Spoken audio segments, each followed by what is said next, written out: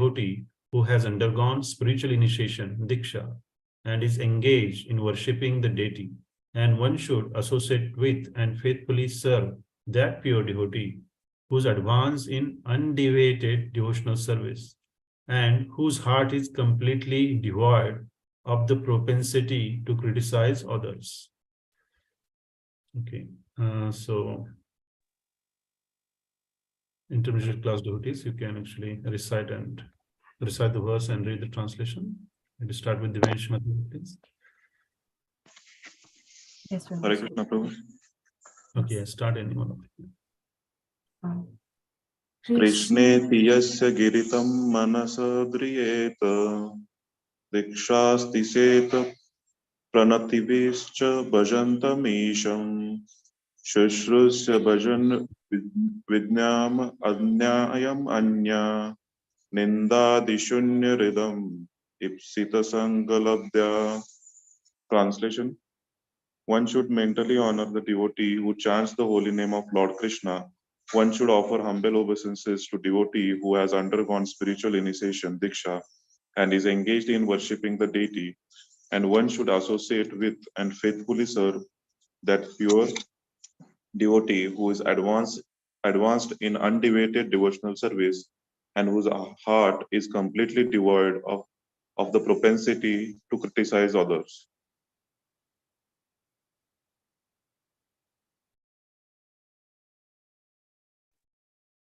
Krishneti yasya giritam manasa drita dikshasti chet pranatibhischa bhajantamisham shushrusaya bhajana vignamananyamanya nindadishunyridam ipsita sangalabdhya.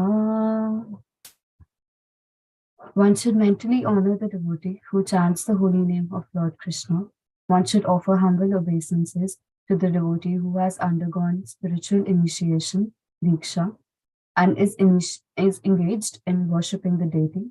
And one should associate with and faithfully serve that pure devotee who is advanced in undeviated devotional service and whose heart is completely devoid of the propensity to criticize others.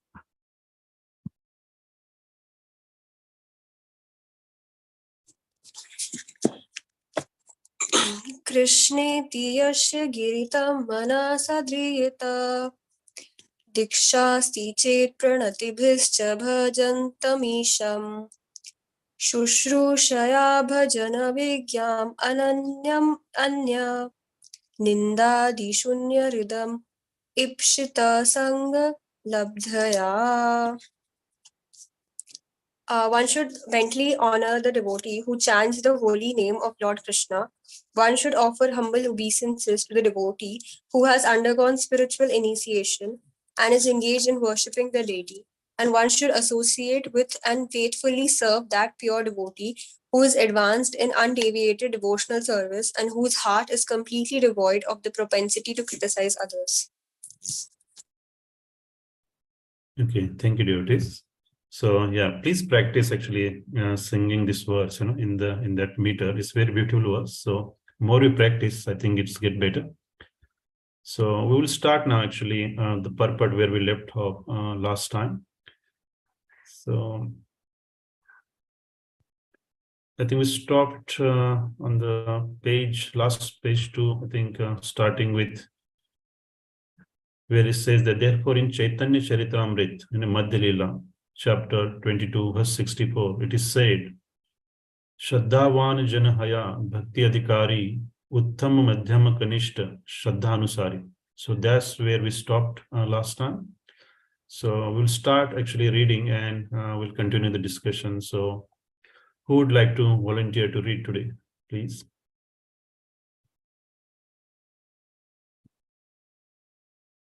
Yes, Mataji? Yes. Should I start with the next paragraph or the verse, the Shraddhavan Janaya? Yeah, I'll start with the verse. Yeah. Therefore, in the Chaitanya Charitamrita, Madhya Leela, chapter 22, verse 64, it is said, Shraddhavan Janahaya Bhakti Adhikari Uttama Madhyama Kanishta Shraddha Anusari. One becomes qualified as a devotee on the elementary platform, the intermediate platform, and the highest platform of devotional service according to the development of his Shraddha, faith. Again in Chaitanya Charitamrita, Madhya Lila, chapter 22, verse 62, it is said, Shraddha Shabde Vishwas Kahe Sudradha Nishchaya Krishna Bhakti Kaili Sarva Karma Krita Haya. By rendering transcendental service to Krishna, one automatically performs all subsidiary activities. This confident, firm faith, favorable to the discharge of devotional service, is called Shraddha. Shraddha, faith in Krishna, is the beginning of Krishna consciousness. Faith means strong faith. The words of Bhagavad Gita are authoritative instructions for faithful men, and whatever Krishna says in Bhagavad Gita is to be accepted as it is, without interpretation. This was the way Arjuna accepted Bhagavad Gita. After hearing Bhagavad Gita, Arjuna told Krishna, Sarvam etad dhritam manye yan mam vadasi keshava. O Krishna, I totally accept as truth all that you have told me. Bhagavad Gita chapter 10 verse 14. This is the correct way of understanding Bhagavad Gita, and this is called Shraddha. It is not that one accepts a portion of Bhagavad Gita according to his own whimsical interpretations and then rejects another portion. This is not Shraddha. Shraddha means accepting the instructions of Bhagavad Gita in their totality, especially the last instruction, Sarva Dharman Parityajya Mam Ekam Sharanam Raja. Abandon all varieties of religion and just surrender unto me. When one becomes completely faithful in regard to this instruction, one's strong faith becomes the basis for advancing in spiritual life. Okay, thank you, Mataji. We stop here. So, here it says, Shraddhavana Janahaya Bhakti Adhikari Uttama Madhyama Kanishta Shraddha Anusari. So, we already discussed, actually the Kanishta Adhikari, Madhyama Adhikari, and also we touched on the point of Uttama Adhikari as well. So these three broad categories are actually, created based on the level of Shraddha that one has attained, right? So, Shraddhavan. So Shraddhavan means, Srila Prabhupada says that actually Shraddha means firm faith, and confidence. It's called Shraddha. And Shraddhavan means one who accepts Krishna as a samam bonam, he's a cause of all causes. So that devotee is called Shraddhavan. So without actually Shraddha, one cannot progress on the path of devotional service. That is very important. It is also mentioned in Bhagavad Gita chapter 9, that Shraddha, firm faith and confidence is very, very important, because if you have doubts, then it's very difficult to progress, one has to actually make his faith strong, So that's why we need actually the association of devotees. So Shraddha, actually initial Shraddha comes first and then sadhusam. So when we associate it with like-minded, faithful devotees, then that also help our understanding. And as we understand more and more, our actually faith also becomes stronger. And here it says that by rendering transcendental service to Krishna, one automatically performs all subsidiary activities. So what that mean actually? So in Bhagavad Gita in chapter 2, verse 38, it is also given a reference from Srimad Bhāgavatam, where it says that Devarshi Bhutapta Nirnam Pitrinam Na Kinkuro Nayam Rini Charajana Sarvatmana Yaha Sharanam Sharanyam Gato Mukundam Pariritya Karatam. Anyone who has completely surrendered unto Krishna, Mukund, giving up all other duties, is no longer debtor, nor is he obliged to anyone, not to the demigods, nor the sages, nor the people in general, nor kingsmen, nor humanity, nor forefathers. So it is actually made very clear here that, by actually rendering devotional service unto Krishna or Lord Mukund, we're actually satisfying everyone else, the demigods, the actual forefathers, people in general, the humanity, everyone. So we do not need to do any actually separate activities, to actually to pay this debt back. When you actually serve Krishna, then actually we are actually satisfying all of them. It's just like as Srila Prabhu always mentions this example that when you actually pour the water at the roots of the tree, then all the branches, twigs, fruits, leaves, they're all satisfied. So Krishna is the key, he's the cause of all causes. So by serving Krishna, we're actually satisfying everyone else. So that's what it actually means, that by rendering transcendental service to Krishna, one automatically performs all subsidiary activities. So the Shraddha, is very important. And Srila Prabhupada also mentions here that actually the words of Bhagavad Gita are authoritative instructions, for the faithful person. So one who has strong faith, then we have to accept Bhagavad Gita instruction as it is, without any interpretation or contamination. And Srila Prabhupada says that it is not that actually we only accept some instructions, what is actually convenient to us, and we actually reject that we do not want to follow. That is not Shraddha, So strong Shraddha means he's actually referring here to Bhagavad Gita verse chapter 10, verse 14, where it is actually mentioned that actually Lord Krishna spoke Bhagavad Gita to Arjun Maharaj, and to reestablish that actually our parampara that was broken, so Lord Krishna actually spoke Bhagavad Gita to Sun God many millions of years ago, but that parampara was broken. So here he actually again rejuvenating that parampara, and Arjun accepted, whatever actually Lord Krishna instructed him in the battlefield, that he says that, "Oh Krishna, I totally accept as truth all that you have told me." So Srila Prabhupada is saying here that we should also follow the same mode, we should accept the instructions of Bhagavad Gita as it is. And especially he mentions that actually Bhagavad Gita verse chapter 18 verse 66, Sarva dharman parityajya mamekam sharanam raja aham tam sarva papebhyo moksha ishami ma suchaha.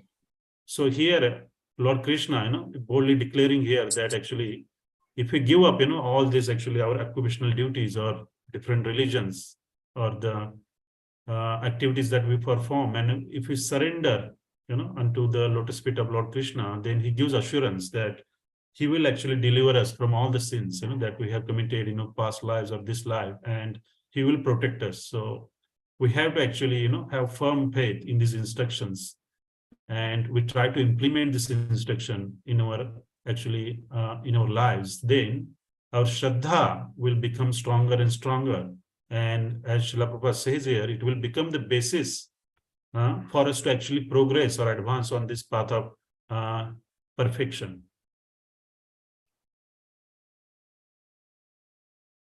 Okay, I think we'll continue, Mataji. Yes, Prabhuji. When one fully engages in chanting the Hare Krishna Mahamantra, he gradually realizes his own spiritual identity. Unless one faithfully chants the Hare Krishna mantra, Krishna does not reveal himself. Sevon mukhehi jivadau swayam eva spurati yada. Brahma Samhita, Canto 1. Is that Brahma Samhita?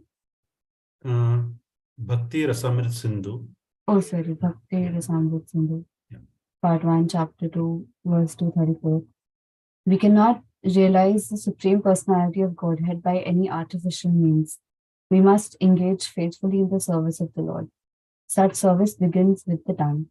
Sevun mukhehi jivado, which means that we should always chant the holy names of the Lord and accept Krishna Prasad. We should not chant or accept anything else. When this process is faithfully followed, the Supreme Lord reveals himself to the devotee. When a person realizes himself to be an eternal servitor of Krishna, he loses interest in everything but Krishna's service. Always thinking of Krishna, devising means by which to spread the holy name of Krishna, he understands that his only business is in spreading the Krishna consciousness movement all over the world. Such a person is to be recognized as an Uttamadhikari, and his association should be immediately accepted according to the 6 processes, Dadati, Pratigrinati, etc. Indeed, the advanced Uttam Adhikari Vaishnava devotee should be accepted as a spiritual master. Everything one possesses should be offered to him, for it is enjoined that one should deliver whatever he has to the spiritual master. The brahmachari in particular is supposed to beg alms from others and offer them to the spiritual master. However, one should not imitate the behavior of an advanced devotee or Mahabhagavat without being self-realized, for by such imitation, one will eventually become degraded. Okay. Thank you, Mataji. So here, it says that actually we should chant the Hare Krishna Mahamantra with full faith.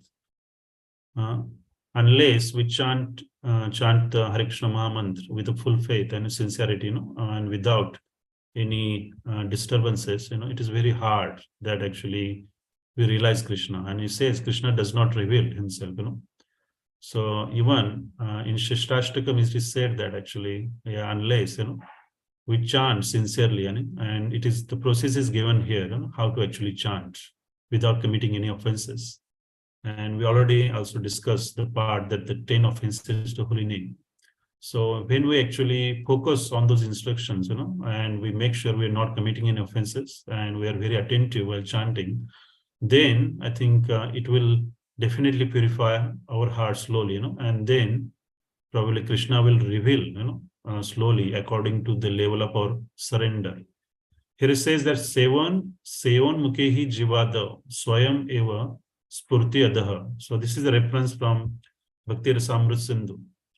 It is also actually the reference is given in Chaitanya Charitamrita as well, where Srila Prabhupada has written a translation where it says that therefore the material senses cannot appreciate Krishna's holy name, form, qualities, and pastimes.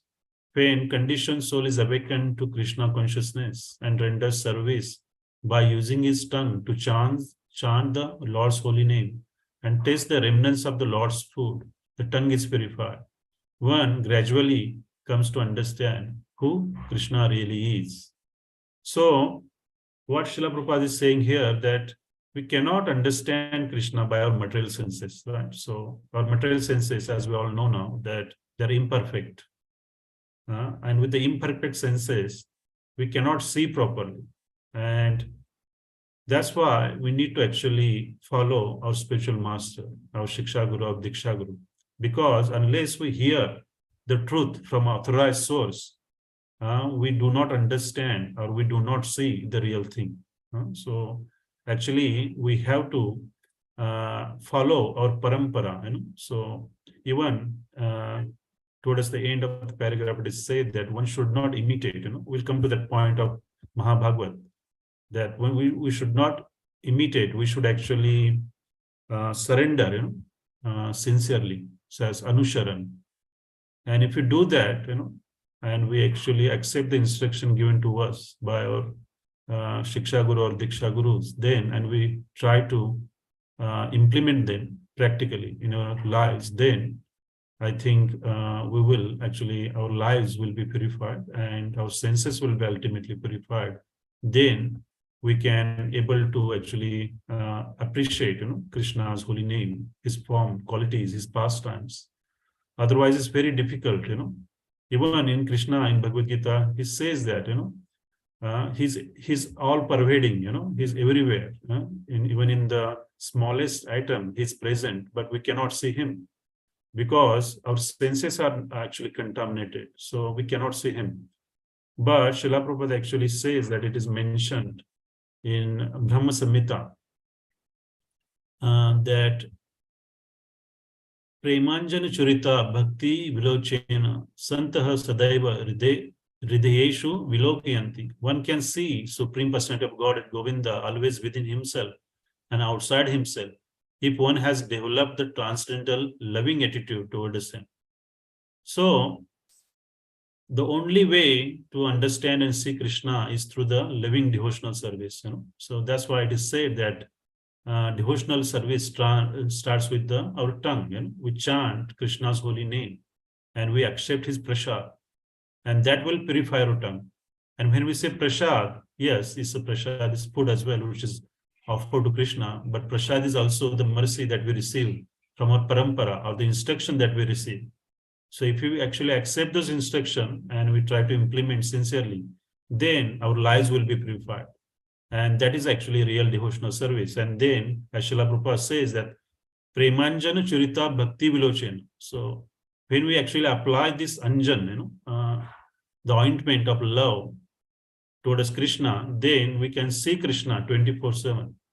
So that is a way, we can actually try to understand. Otherwise, in our present state, it's very hard to understand Krishna as he is. And Krishna says in Bhagavad Gita that it's very difficult to understand him, for people in general. Only pure devotees can able to actually understand Krishna's name, his paraphernalia, his pastimes. But for us, because our senses are contaminated, it's very hard. That's why it is said in Bhagavad Gita, Bahunam Janmnam Ante Jnanvan Mam Prapadyate Vasudeva Sarvamiti Saha Mahatma Sudurlabha. It takes maybe millions and millions of years to come to this conclusion that Krishna is all in all, he's cause of all causes. And to come to that conclusion is not very easy, That's why it is said that it's a very rare, It's a very rare that somebody actually can attain that state. So it's very important that we follow the process given by Srila Prabhupada here, to follow the parampara and its mood. And if we actually accept the instruction of Bhagavad Gita as it is, then we can able to actually purify our senses and we can able to see Krishna or understand Krishna's holy name. It's also the next point mentioned here is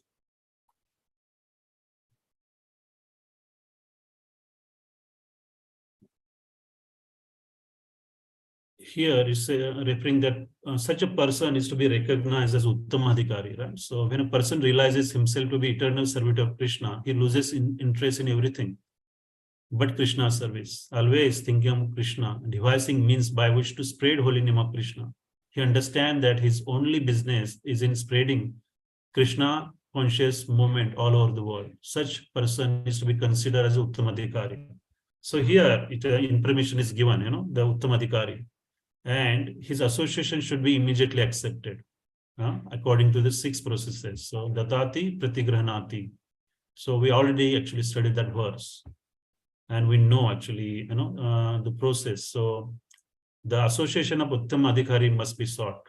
And here says that advanced Uttamadhikari Vaishnava devotee should be accepted as spiritual master. So the definition of Uttamadhikari is given here, how we actually recognize Uttamadhikari. So Uttamadhikari has this universal vision, as in Bhagavad Gita, it is said, Vidya Vinaya Sampane Brahmani Gavi Hastini Sunichena Supakecha Pandita Samdarshina. So these Paramhamsas or the Uttamadhikaris has this, they actually has this universal vision, where the translation says here, Bhagavad Gita chapter 5, verse 18, the humble sage by virtue of true knowledge see with equal vision a learned and gentle Brahmana, a cow, an elephant, a dog, and dog eater. So they see all of them at the same vision. So for us, we actually make a distinction, because we're still on a bodily platform and we actually recognize different entities looking at their bodies. But for the Uttamadhikari, because he has the perfect knowledge, from the Vedas, and because of the virtue of his true knowledge, he's actually looking at the actually spiritual spark within all these different bodies, and because he has this actually advanced vision, then he do not make distinction between different entities, different living entities, even if they have different bodies. He's looking at only the Atma within that body. So coming back to here, that Uttamadhikari, so that's actually how we recognize Uttamadhikari, and we should actually accept, the association of Uttamadhikari, and we faithfully serve him, as Srila Prabhupada actually state in the translation. And here it says that everyone one possesses should be offered to him for it is enjoined that one should deliver whatever he has to the spiritual master. The brahmachari in particular is supposed to beg alms from others and offer them to the spiritual master. So yeah, this is also a very important instruction that when when you accept Uttima Adhikari as a spiritual master, then we have to serve him very well, So it is actually instructed here that whatever belongings we have, we should actually offer it to him. We should try to actually use it in the devotional service. And that is the way I think we should actually faithfully serve the spiritual master. But his last point is very important, that one should not imitate the behavior of an advanced devotee, Mahabhagavat, without being a self-realized.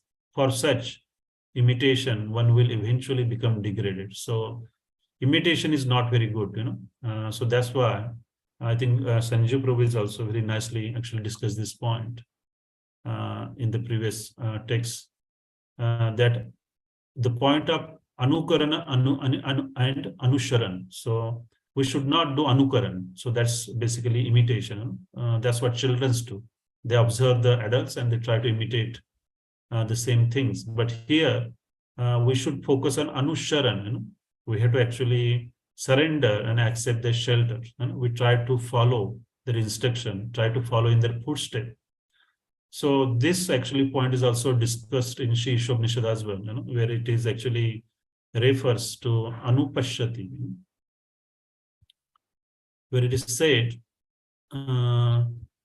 just a minute.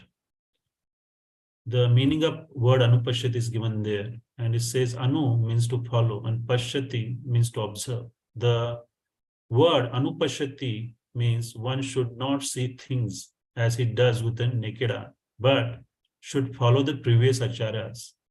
Due to the material defect, the naked eye cannot see anything properly. One should see properly. One cannot see properly unless one has heard from a superior source. And the higher source is the Vedic wisdom, which is spoken by Lord himself. So this is a very important, anupashyati or anusharan. So we should not imitate, and it's very important that we should not imitate, because unless you are self-realized, if you try to imitate like that, then obviously, you will be degraded, as Srila Prabhupada mentioned here. So that is the greatest offense. So we should be very careful and about this instruction. Okay, Mataji, we can continue reading. I think we will finish this verse. Yes, Prabhu.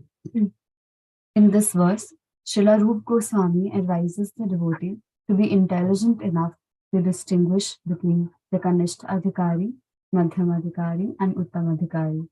The devotee should also know his own position and should not try to imitate a devotee situated on a higher platform. Srila Bhaktivinoda Thakur has given some practical hints to the effect that an Uttam Adhikari Vaishnava can be recognized by his ability to convert many fallen souls to Vaishnavism. One should not become a spiritual master unless he has attained the platform of Uttam Adhikari. A neophyte Vaishnava or a Vaishnava situated on the intermediate platform can also accept disciples, but such disciples must be on the same platform, and it should be understood that they cannot advance very well toward the ultimate goal of life under his insufficient guidance. Therefore, a disciple should be careful to accept an Uttam Adhikari as a spiritual master. Thank you, Mataji. So, in last paragraph here says that Srila Rupa Goswami advises a devotee to be intelligent enough, So, now we have studied this verse, So we know actually what are the traits of Kanishta Adhikari, Madhyam Adhikari, and Uttam Adhikari. So we should use our intelligence, So we should know how to distinguish between different devotees, and then we should know how to actually, conduct, how to actually deal, with these devotees. So those points has been already discussed to the start of this actually text. So the devotee should know his own position and should not try to imitate a devotee situated on a higher platform. Srila Bhaktivinoda Thakur has given some practical hints to the effect that Uttamadhikari Vaishnava can be recognized by his ability to convert many fallen souls to the Vaishnavism. So here, Srila Bhaktivinoda Thakur is actually giving one of the trait of Uttamadhikari, if he's actually engaged in a preaching, then he should be able to convert, many fallen souls to the Vaishnavism. So Srila Prabhupada is the greatest example. So as we see, Srila Prabhupada in very little time actually spread this Hare Krishna movement all over the world, many countries. So that's how actually means we can understand that Srila Prabhupada is a Uttamadhikari, is a topmost Vaishnava. And it is also actually there are some important points mentioned here that Neophyte Vaishnava or a Vaishnava situated on a intermediate platform can also accept disciples. So Srila Prabhupada says that we should accept Uttamadhikari as our spiritual master, but the Madhyamadhikari, and even he has mentioned that Neophyte Vaishnava, they can also accept disciple, but such disciples must be on the same platform. It should be understood that they cannot advance very well toward the ultimate goal of life under his initiation guidance. So there are limitations, if you accept the Madhyamadhikari or Neophyte disciple, Neophyte devotee as a spiritual master, because they have not actually understood all the imports of the Vedic literature, and they may not have that actually the ability to actually convince all his disciples the knowledge they actually try to preach. So Srila Prabhupada says that therefore disciples should be very careful to accept Uttamadhikari as a spiritual master. So that is the base. We should actually accept Uttamadhikari when we actually want to get initiated. So it's very important point, but I think just to actually, we should know that actually even the Madhyamadhikari can also accept the disciples. So that is a point, actually topic of big discussion as well. But I think we should, I'm not going to focus on that point here. So yes, if anyone has any questions on the topics that we discussed so far.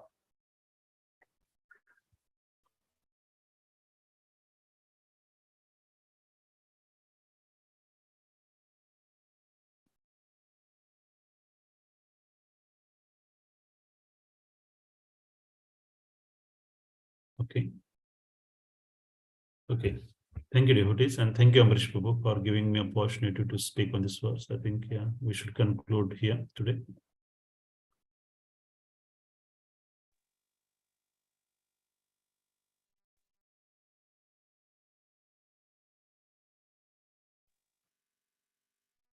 Hey, Hare Krishna, I think my computer is a bit slow today, my mobile phone.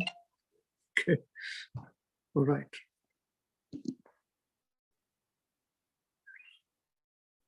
Okay, if there's no questions, then we can conclude now.